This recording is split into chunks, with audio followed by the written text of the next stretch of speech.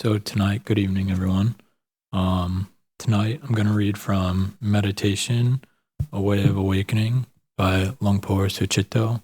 A bit of a practice. Yeah, it's a bit of a meditation manual, practical guide, kind of taking you, the reader, a bit step by step through the way of the meditation process with pointing out also lots of the obstacles we'll come across. So I'm going to read from part 2, a bit of it. It's called Developing the Mind. So it starts with a Dhammapada verse. If a person speaks or acts with a pure mind, happiness follows them like their inseparable shadow. This is page 107. Theory, great heart. So with a boundless heart should one cherish all living beings.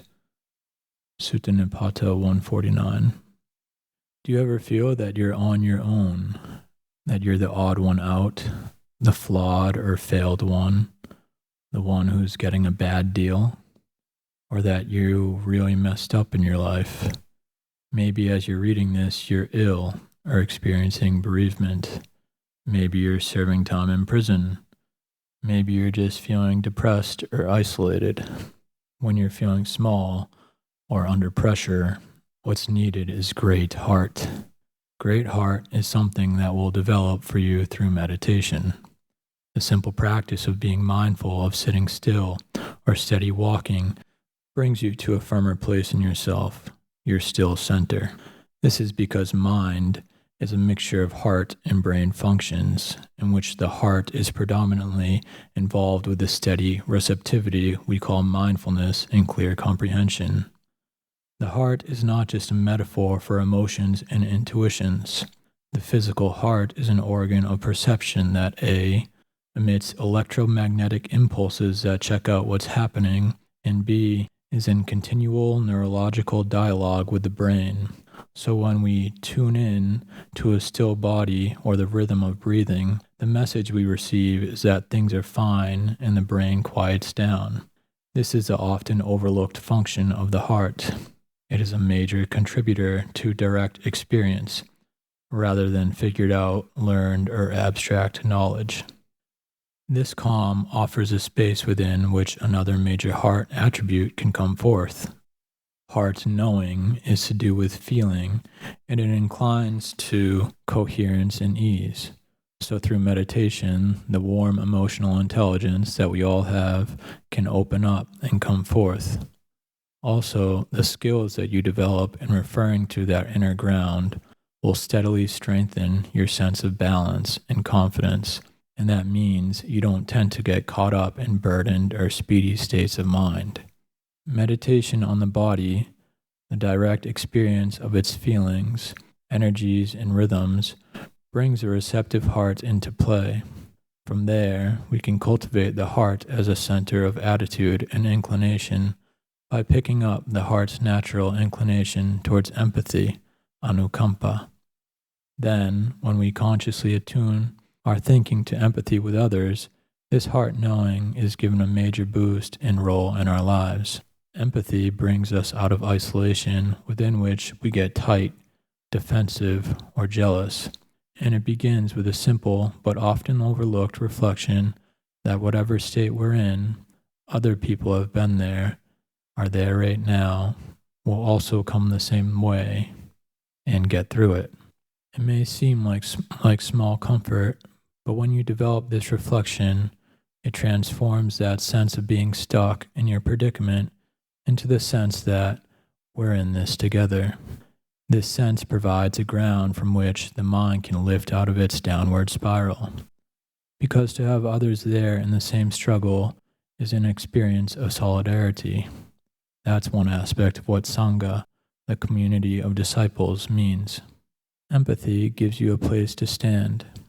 If we develop that sense of widening out of the narrow, entrapped me sense, we can get through what life is bringing us at this time, instead of plummeting down into despair or churning up with bitterness.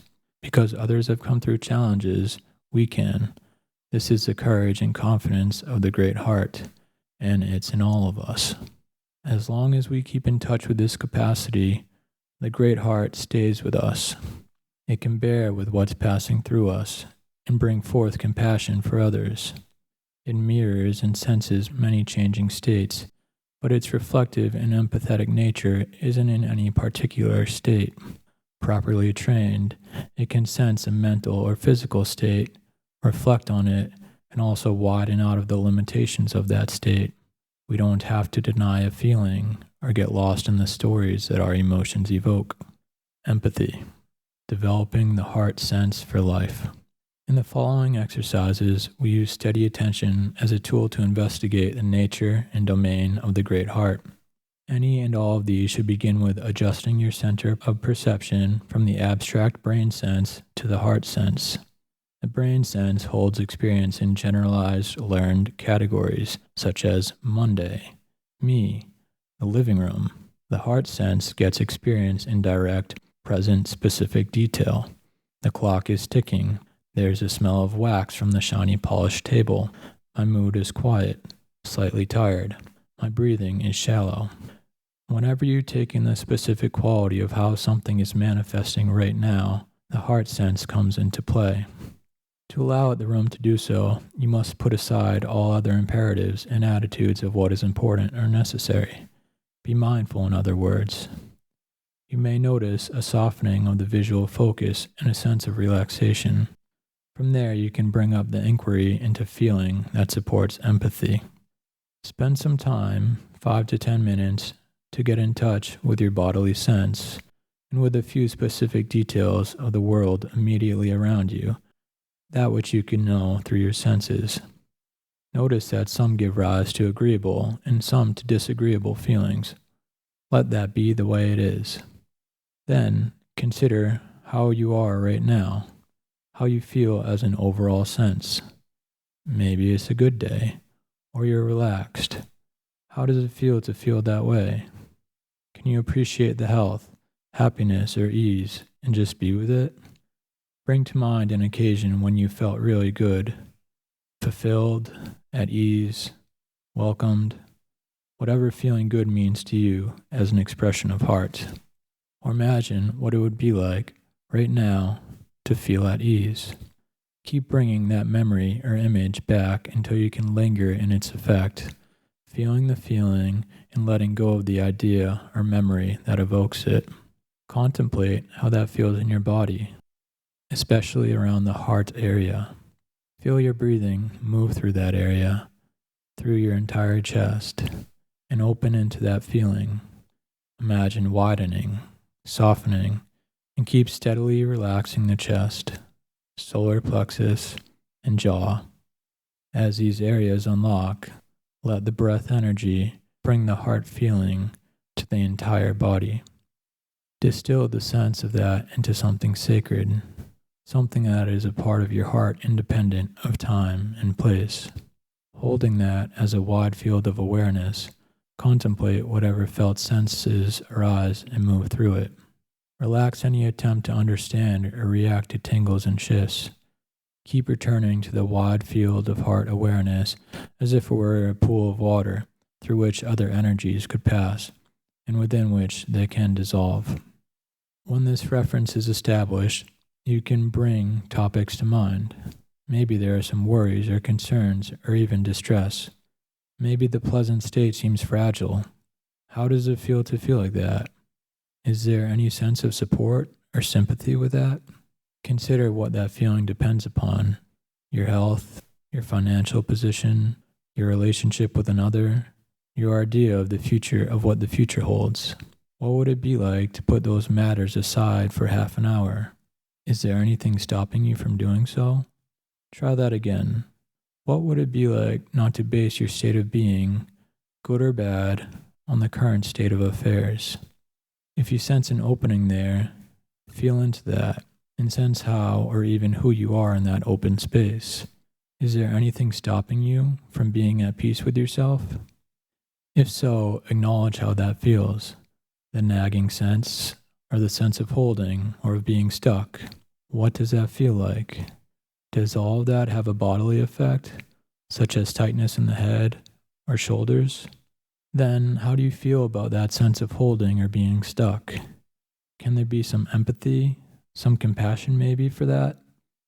Without trying to change it, what would it be like if that sense weren't there? Without having to do anything or say anything, let yourself imagine the absence of that stuck feeling. What is it like in your body? Try just feeling the stuck sense without trying to change it. Give yourself the time you need to explore that. Then, if others are experiencing anxiety, loss, or pain, how do you feel about this common human predicament? Can there be some sense of fellowship along with that?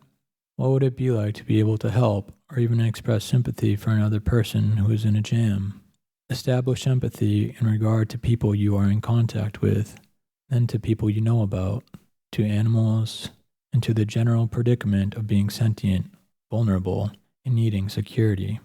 Remember how you were 10 years ago, what your interests, aims, and preoccupations were. Then what your problems were. Consider that in comparison to where you sense yourself now, not to assess success or failure, but to acknowledge the change. Bearing that in mind, how reliable is it to extend your current state of being into the future? What is it like if you let the future be unknown? Consider yourself as a child, then in youth, middle age, and old age. Reflect on your inevitable sickness and death. Place your current status and predicament within the breadth of that scope. Sense the mood that arises. Bring to mind a person who currently occupies your attention, for good or for bad. Imagine them as a child, as older, as sick, as dying. Do this slowly to get either a visual image or enough of one to evoke an emotional impression. Imagine them wanting or appreciating happiness and human warmth. Imagine them at ease and relaxed. Then, under pressure, imagine them being rejected or abused.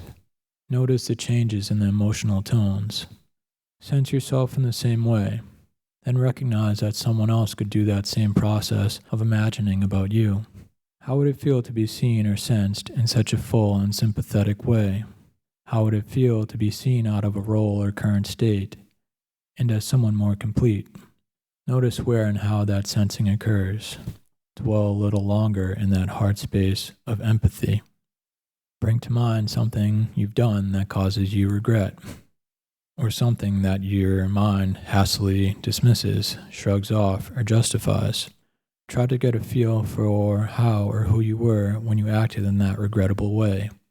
The mind state, the energy, the views and expectations you had.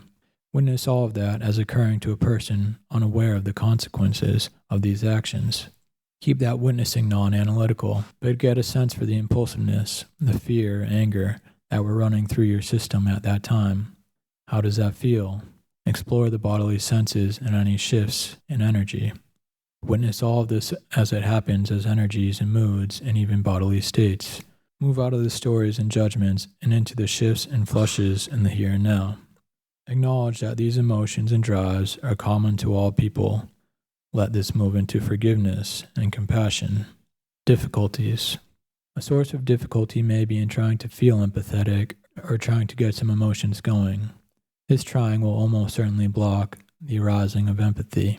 Go to the immediate visual, auditory experience of one or two things that you notice around you.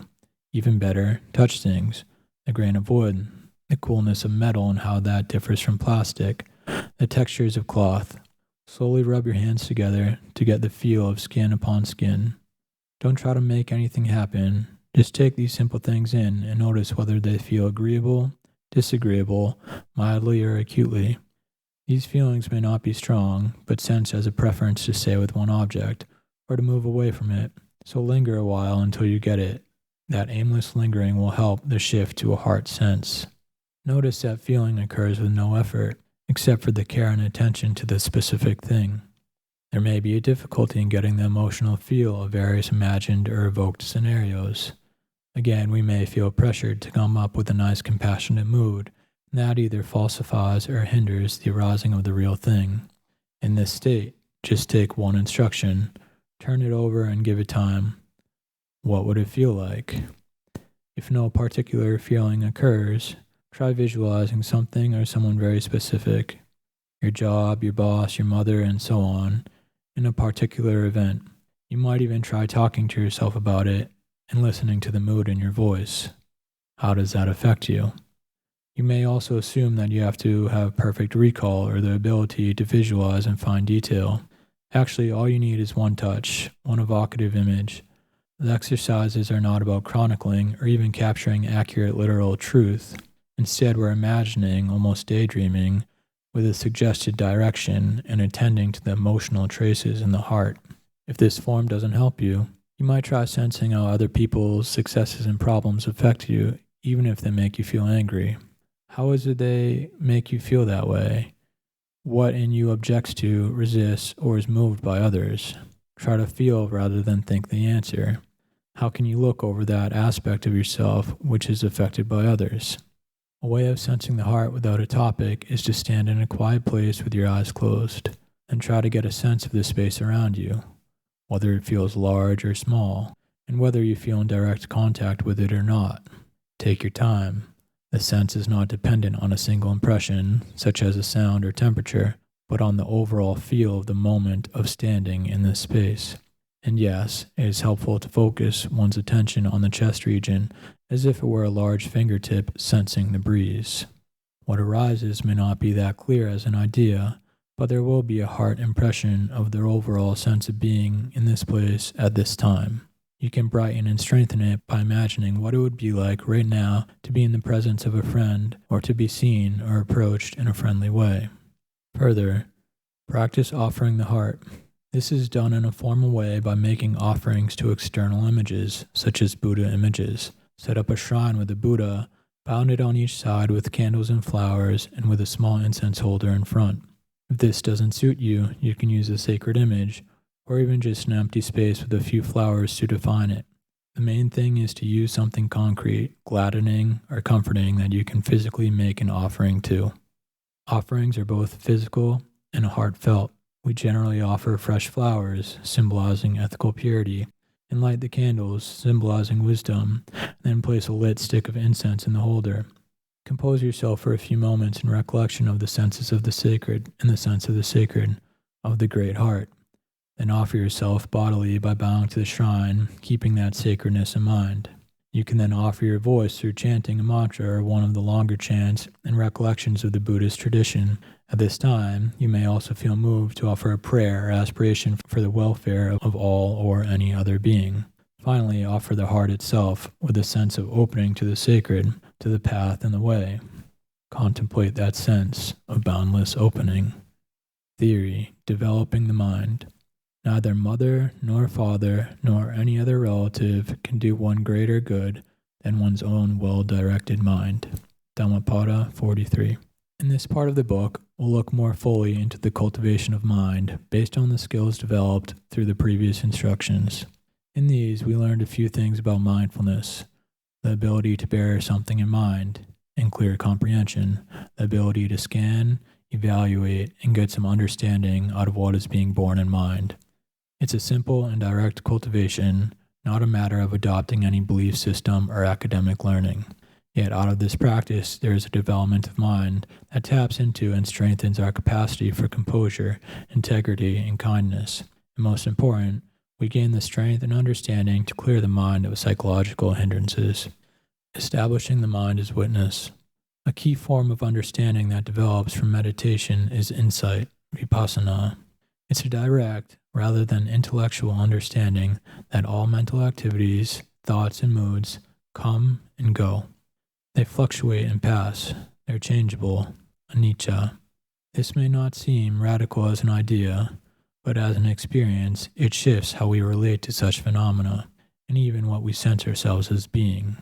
When ideas, viewpoints, beliefs, and emotions are experienced as transitory and ephemeral, we regard them with greater detachment, and our sense of identity no longer rests on what we think or feel. Mind stuff seems to happen to me, but it's not who I am. It's also clear that the me that things happen to changes as well.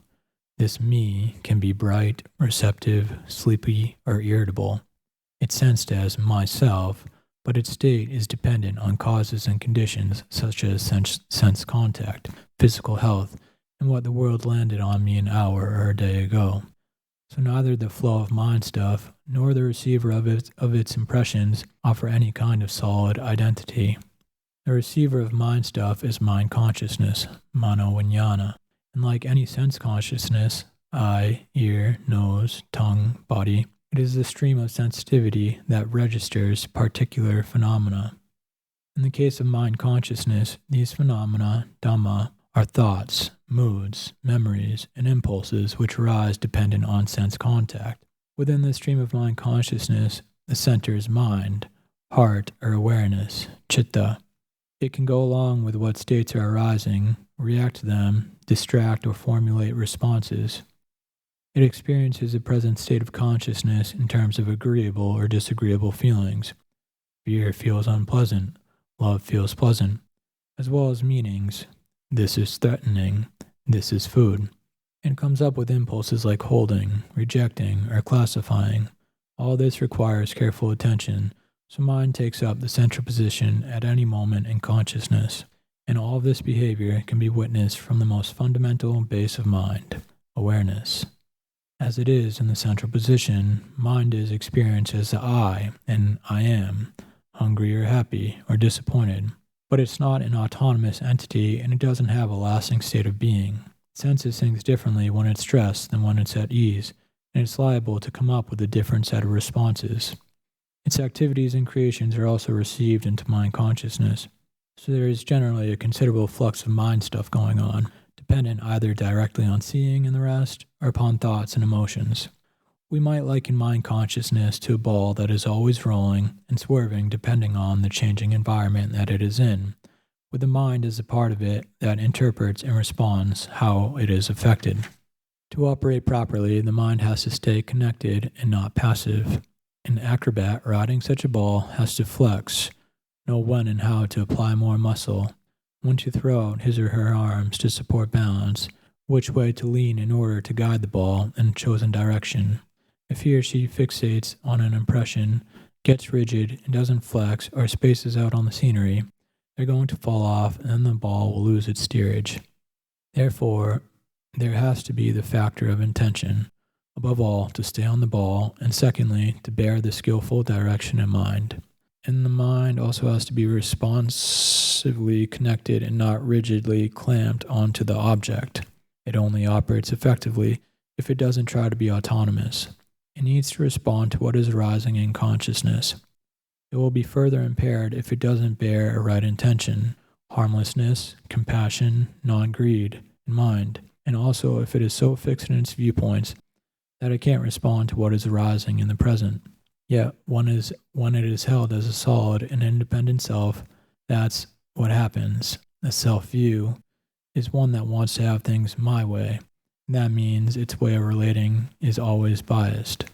When we need to control, own, or shut off the world of people, events, in our own minds, we don't establish a truly responsive relationship. Because of this, self-view is a major cause of imbalance, bias, loneliness, in short, suffering and stress. On the other hand, if mind and consciousness are not held as an identity, we regard what they bring up with less reactivity, with less fascination and defense. Instead, there is more detachment, and that allows a witnessing activity of mind plenty of scope and freedom to respond. Now, it's often the case that we move from noticing something to reacting to it very quickly.